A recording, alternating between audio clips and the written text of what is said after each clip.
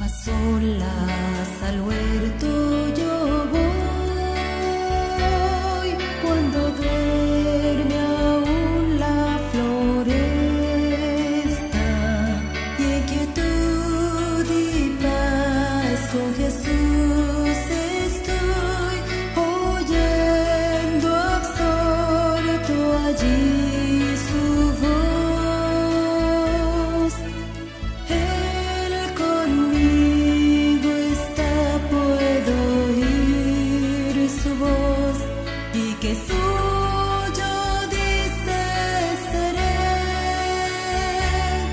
y el encanto que hallo en él allí, con nadie tener podré.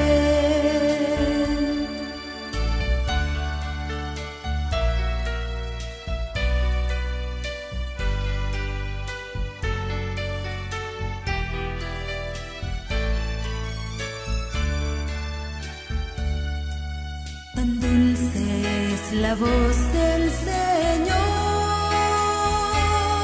que las aves guardan silencio, y tan solo se oye esa voz de amor, que inmensa paz al alma da.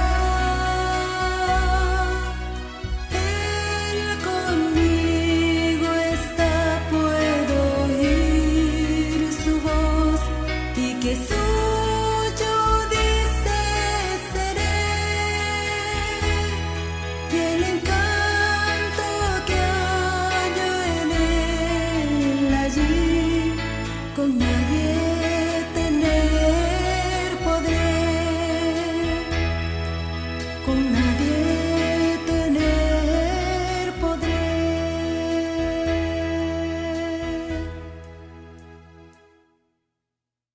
Estimados hermanos, el Señor les bendiga grandemente. Como en este mes de julio tenemos el mes de la oración, quiero compartir una palabra de Dios con ustedes que ya está proyectada, que se encuentra en el libro de Lucas, capítulo 22, versículo 39 al 46, donde veremos unos pasajes en la oración del Getsemaní. Entonces, Lucas 22, versículo 39 al 46, le daré lectura en el nombre del Señor. Salió y se fue, como solía, al monte de los olivos, y sus discípulos lo siguieron.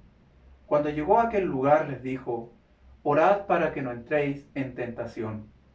Se apartó de ellos a distancia, como de un tiro de piedra, y puesto de rodillas, oró, diciendo: Padre, si quieres, pasa de mí esta copa, pero no se haga mi voluntad, sino la tuya. Entonces se le apareció un ángel del cielo para fortalecerlo.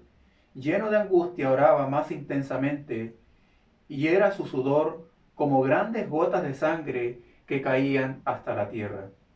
Cuando se levantó de la oración y fue a sus discípulos, los halló durmiendo a causa de la tristeza, y les dijo: ¿por qué dormís? Levantaos y orad para que no entréis en tentación. El Señor bendiga la lectura de su palabra. Nuestro Señor Jesucristo, el día antes de poder ser crucificado, se retiró al huerto de Getsemaní, que significa prensa de aceite. Este lugar se encontraba a los pies del monte de los olivos. Tal vez por ser el lugar predilecto del Señor Jesús, como dice el versículo 39, como Él solía hacerlo, es probable que el propietario de ese lugar haya sido alguno de los discípulos. La tradición dice que la dueña del lugar era María, la madre de Juan Marcos. Actualmente existen unos 8 olivos en dicho lugar que remontan al viajero a los tiempos bíblicos. Observemos alguna enseñanza de estos pasajes. Dice la palabra de Dios en el versículo 40 que cuando el Señor llegó a aquel lugar, instruyó a sus discípulos a que oraran para que no entraran en tentación. Y luego dice el pasaje que el Señor se apartó de ellos aproximadamente a un tiro de piedra, que es unos 50 metros, y él ahí en ese lugar tomó una postura de oración, se puso de rodillas, dice la palabra de Dios, como suelen hacerlo aquellos soldados del reino, y el Señor en este caso se prepara para una gran batalla. Y oró puesto de rodillas, dice el versículo 41. Mateo dice que se postró sobre su rostro, y Marco al respecto dice que se postró en tierra. Y estos actos demuestran entonces una claridad respecto a la humillación, a la humildad del Señor Jesús, y también es un acto de sumisión al Padre. Pero también, como dije recién, es una posición ideal para, hermanos, tener una gran lucha, una gran batalla contra el enemigo.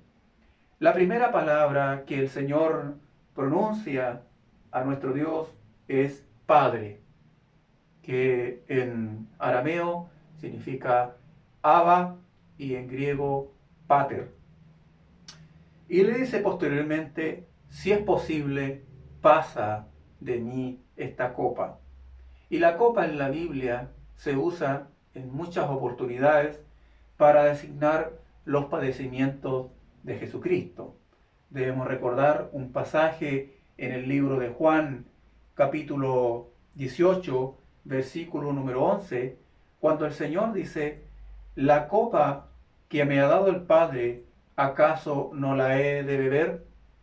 Y también le dijo a Jacobo y a Juan en Marcos 10:39, a la verdad del vaso que yo bebo beberéis, y con el bautismo que yo soy bautizado, seréis bautizados. Entonces, pero tal vez la copa también puede referirse al mismo Getsemaní, pues en este momento el Señor estaba sumergido en una gran tristeza. Observemos lo que dice la palabra de Dios en el versículo 44. En la lectura que acabamos de tener, dice que era su sudor como grandes gotas de sangre que caían hasta la tierra. Mateo dice con respecto a lo mismo que su alma estaba triste hasta la muerte. Mateo 26:38. Y mi alma, en este caso, es el centro de la vida interior, donde se encuentran las emociones, donde se albergan los sentimientos, las voluntades y también los pensamientos. En el español significa el corazón. Es como si el Señor Jesús estuviera diciendo, me estoy muriendo de una gran tristeza. Pero ¿cuáles serían aquellas grandes tristezas? ¿Cuál sería el motivo de la agonía del Señor Jesús?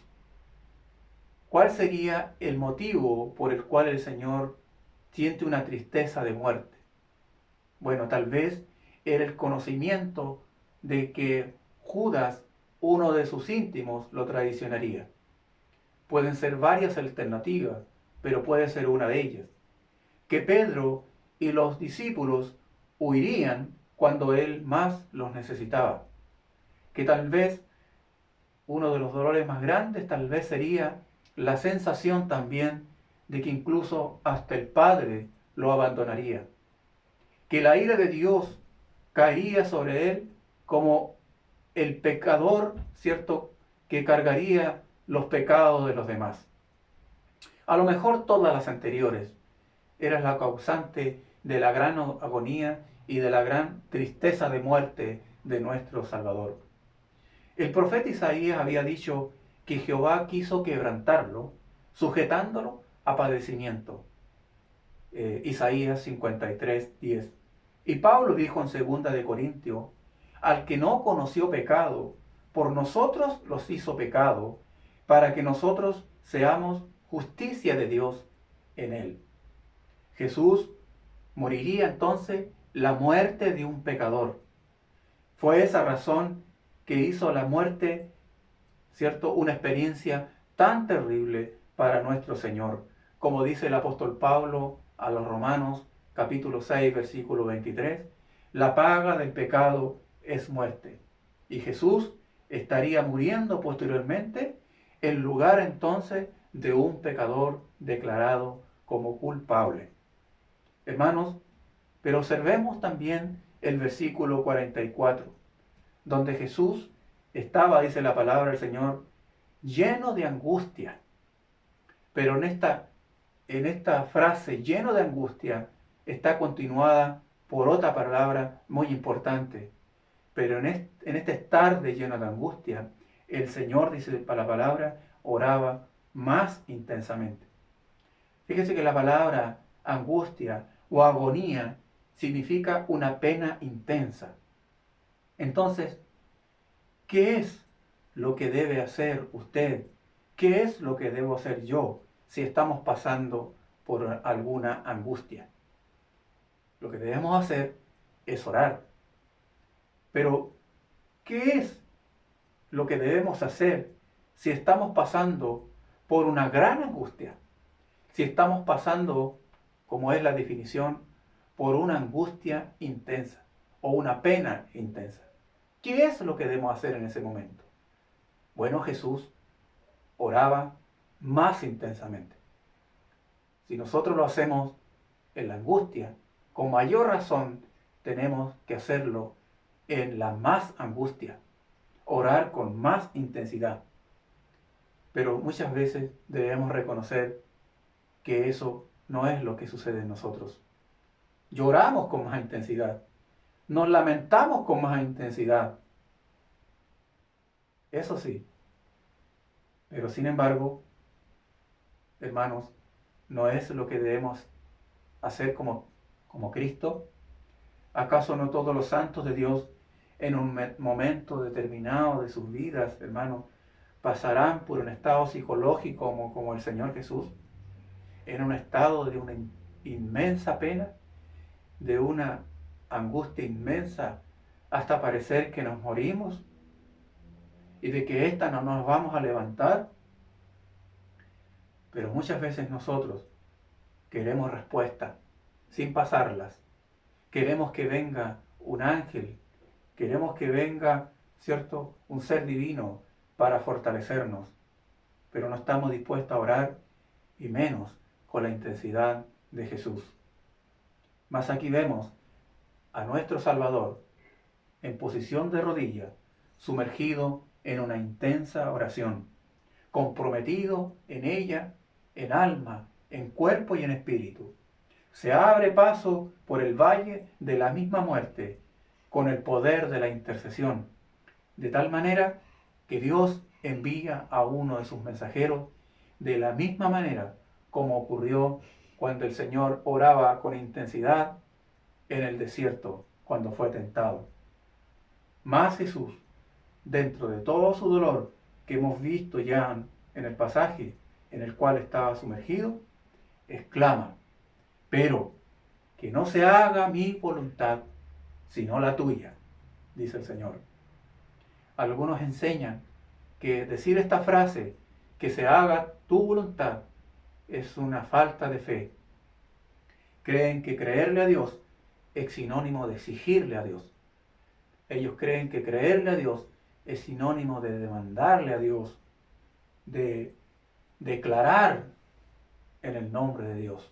Pero nosotros no estamos en posición de exigirle al soberano nada. Billy Graham, con respecto a lo mismo, decía como si Dios preguntara: hágase su voluntad o hagan lo que quieran. Fíjese que la pedagogía de la oración de Jesús hacia sus discípulos en el Padre Nuestro era: hágase tu voluntad en la tierra como en el cielo. Que se cumplan todos tus propósitos, Señor. Que se cumplan todos tus deseos. Esa fue la oración pedagógica de Cristo a sus discípulos y también para nosotros. Usted observa qué ocurrió después cuando el Señor hizo esa última declaración en el versículo 42. pero no se haga mi voluntad, sino la tuya. ¿Qué ocurrió posteriormente?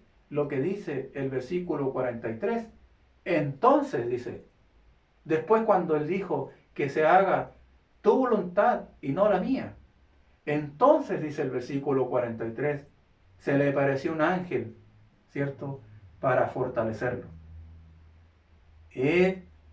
Aquí vengo, Dios, para hacer tu voluntad, diría posteriormente el autor de los Hebreos.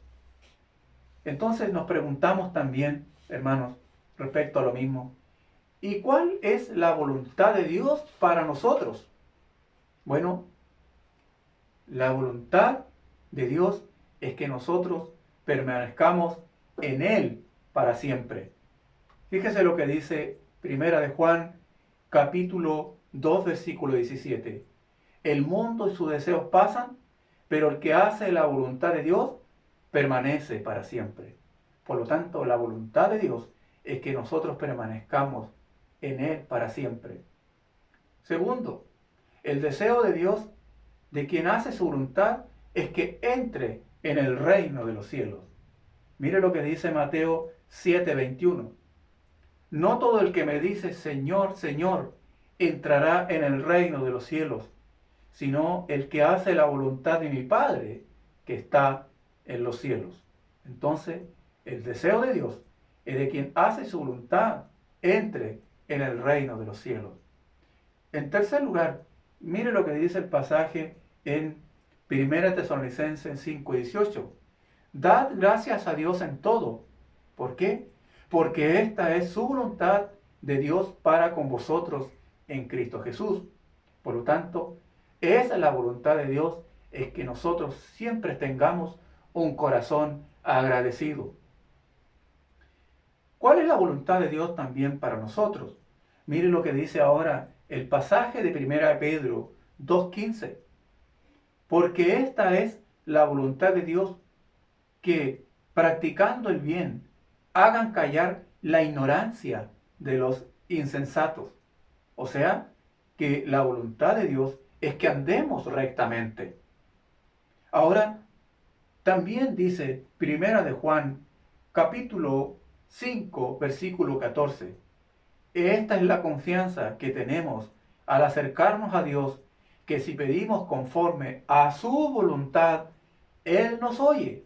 O sea, que es la voluntad de Dios, hermanos, de escuchar siempre nuestras oraciones. Y también es la voluntad de Dios, hermanos, que como cristianos nos amemos los unos a los otros. Jesús dijo, pero que no se haga mi voluntad, sino la tuya. Y ese también debe ser nuestro sentir. Años atrás, la pequeña hija de unos amigos pastores enfermó gravemente. La llevaron al hospital y ahí en el pasillo de la sala, la esposa o la madre de la pequeña lloraba amargamente. Cuando el pastor, informado de la situación de salud de su hija, se dirigió de inmediato al hospital, se informó de la condición gravísima en la cual se encontraba su hija. Por momentos, consternado por la noticia, el pastor guardó silencio un tiempo y en silencio posteriormente él oró.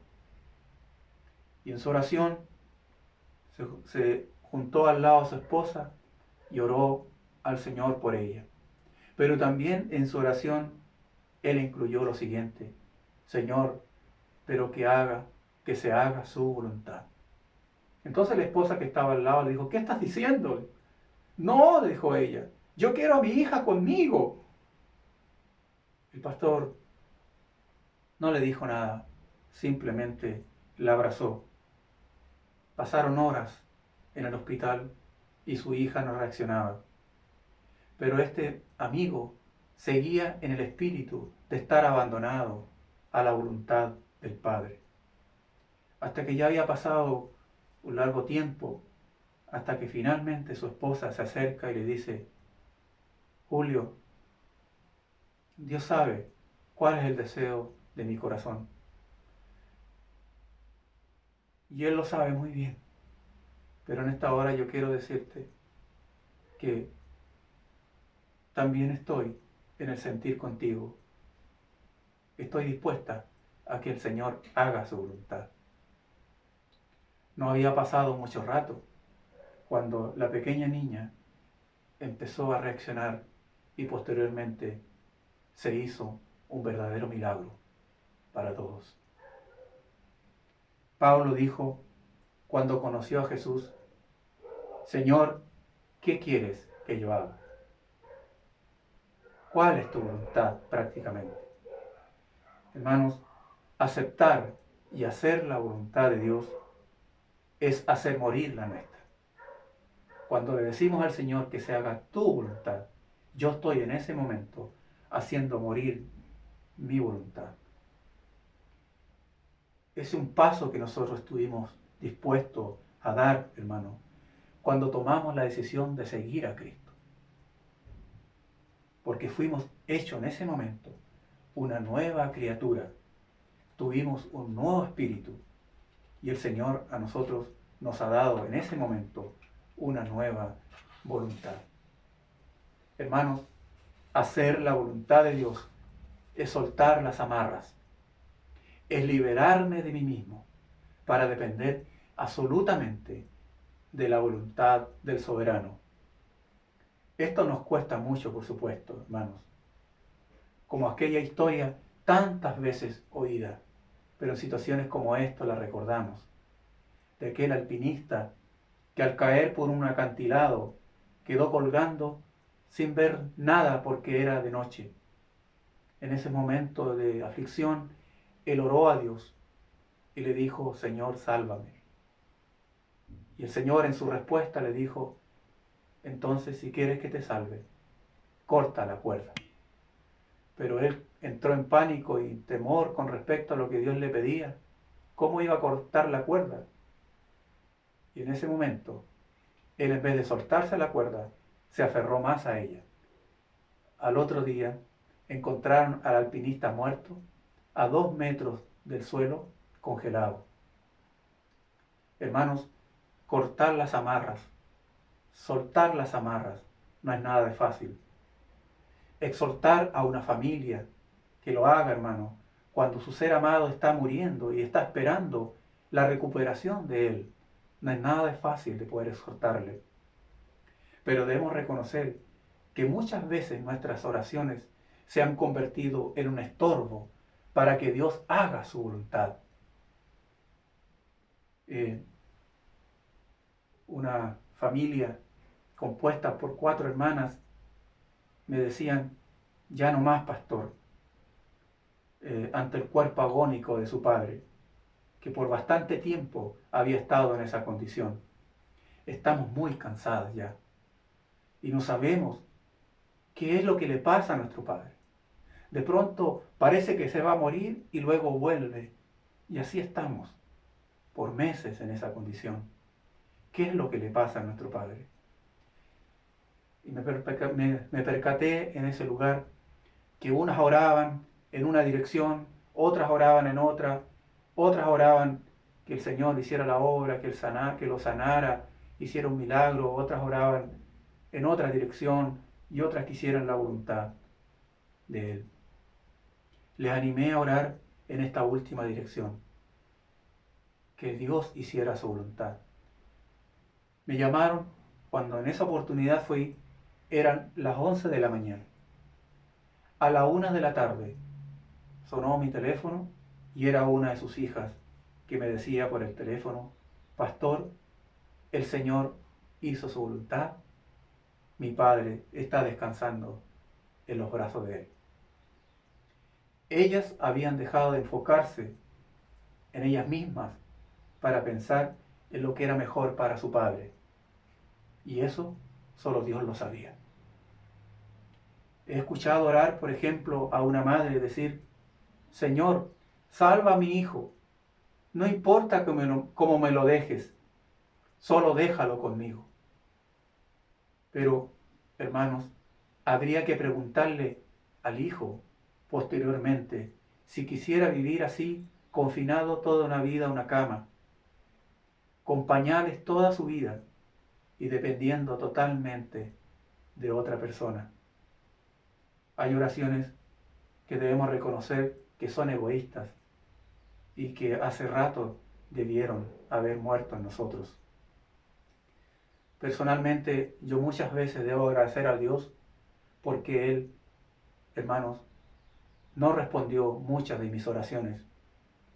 Si hubiera respondido, tal vez, a oraciones mías o a deseos míos, hermanos, tal vez no me hubiera casado con quien es mi esposa, no hubiera tenido los hijos que tengo, no hubiera sido pastor y tampoco estaría predicando esta palabra para ustedes. Debemos recordar que nosotros le entregamos toda nuestra vida al Señor y eso conlleva consigo todas las situaciones difíciles que podamos vivir a lo largo de esta vida que le entregamos al Padre. Y Jesús, hermanos, nos enseña en el Getsemaní a tener una sumisión plena al Padre, incluso estando en la gran agonía, incluso cuando pasemos por el gran dolor, incluso cuando tengamos una pena intensa, como recién decíamos, que era el significado.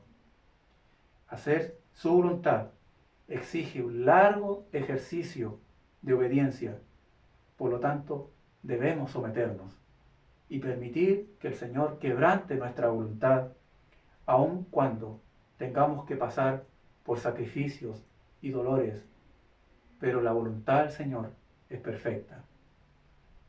La oración de rodillas frente a Dios, estimados hermanos, como en el caso de Jesús, nos dará el valor y la fuerza para ponernos en pie y enfrentar a los hombres. Jesús a nosotros nos desafía. Él dice en Juan 5:30, no puedo yo hacer nada por mí mismo, según oigo, así juzgo, y mi juicio es justo, porque no busco mi voluntad, sino la voluntad del Padre que me envió. Pidámosles nosotros, hermanos, a Dios que nos libere de nosotros mismos, para que entonces el hacer la voluntad del Padre para nosotros no sea una carga, sino sea un gozo, y podamos decir como David en Salmo 48, el hacer tu voluntad, Dios mío, me ha agradado, y tu ley está en medio de mi corazón. El hacer tu voluntad, Dios mío, me ha agradado, y tu ley está en medio de mi corazón. Que así sea, estimados hermanos, en nuestras vidas, en cualquier situación, y que podamos aprender de la oración de Jesucristo en el Getsemaní. Que el Señor les bendiga grandemente y que siempre se haga su voluntad en nuestras vidas. Amén.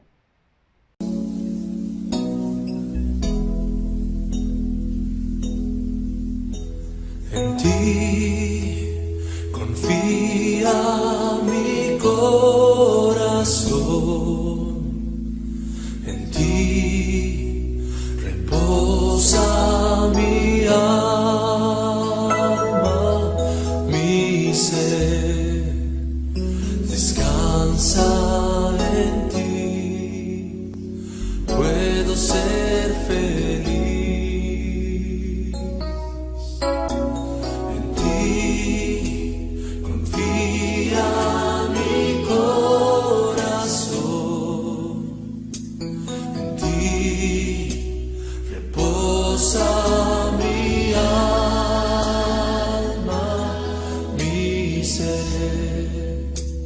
Descansa en ti, puedo ser feliz.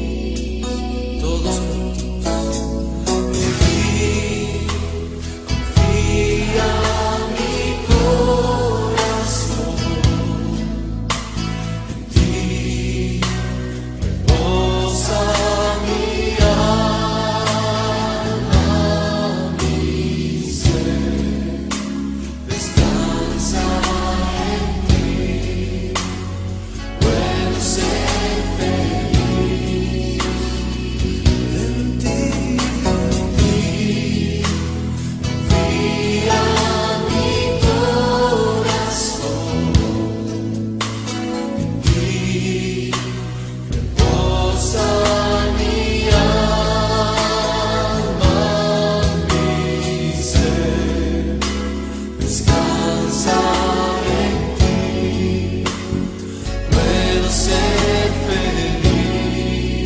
porque sé que estás obrando, Señor. Porque sé que estás obrando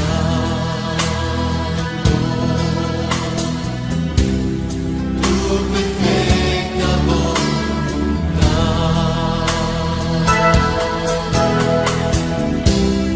En mi vida estás obrando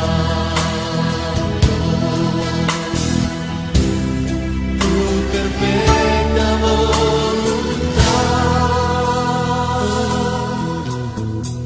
Ti confía mi corazón,